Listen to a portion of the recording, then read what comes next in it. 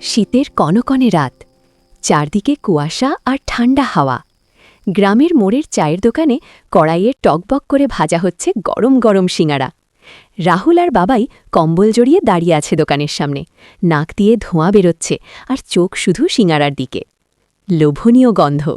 দোকানদার কাকু বললেন, এই নাও গরম গরম সিঙাড়া।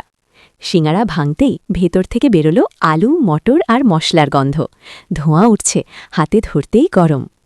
ঠিক তখনই তারা দেখতে পেল এক বৃদ্ধ দাদু দোকানের পাশে দাঁড়িয়ে কাঁপছেন। হৃদয়ের উষ্ণতা।